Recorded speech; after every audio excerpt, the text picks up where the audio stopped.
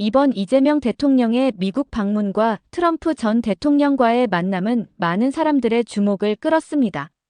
언론은 역사적 만남이라고 포장하기도 했고, 일부 지지층은 외교적 성과라고 치켜세우기도 했습니다. 하지만 조금만 차분히 들여다보면 이 만남이 정상 간 회담의 기본적인 형식을 전혀 갖추지 못했다는 사실이 드러납니다.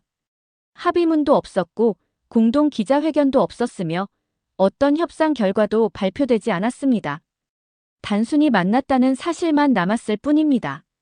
이건 단순한 우연이 아니라 대통령으로서의 정통성이 제대로 인정받지 못했다는 신호로 해석할 수밖에 없습니다.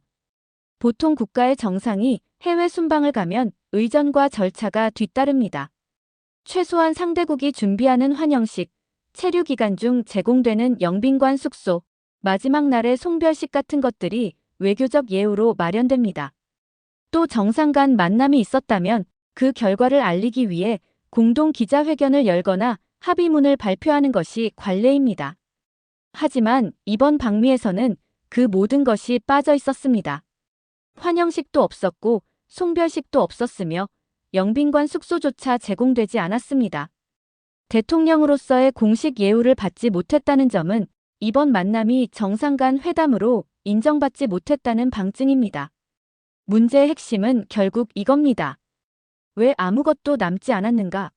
정상 자격이 분명하다면 합의문과 성과가 뒤따라야 합니다. 하지만 아무 성과도 나오지 않았다는 것은 곧 이재명 대통령이 국제사회에서 완전한 파트너로 인정받지 못했다는 뜻입니다. 서명할 자격이 부족하다고 본 것이고, 따라서 정통성이 흔들리는 모습을 국제 무대에서 그대로 노출한 셈입니다. 사실 이번 방미는 이재명 대통령이 국제 무대에 첫 데뷔를 하려는 자리였습니다. 국내 정치를 넘어 세계의 지도자들과 어깨를 나란히 하겠다는 메시지를 보여주려 했던 것이죠. 그러나 결과는 초라했습니다. 환영도 협상도 성명도 성과도 없었습니다. 국제 무대에서 지도자로서 존재감을 각인시키기보다는 오히려 아직 신뢰받지 못하는 인물이라는 인식을 남기게 된 겁니다. 외교에서 정통성이란 단순히 자리에 앉아 있다고 생기는 게 아닙니다. 상대국이 공식적으로 인정해야 비로소 성과로 이어집니다.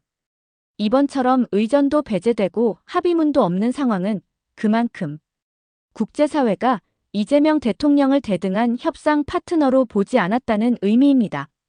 겉으로는 만남이 성사된 것처럼 보였지만 속을 들여다보면 아무 내용도 없는 빈 껍데기 쇼에 불과했습니다.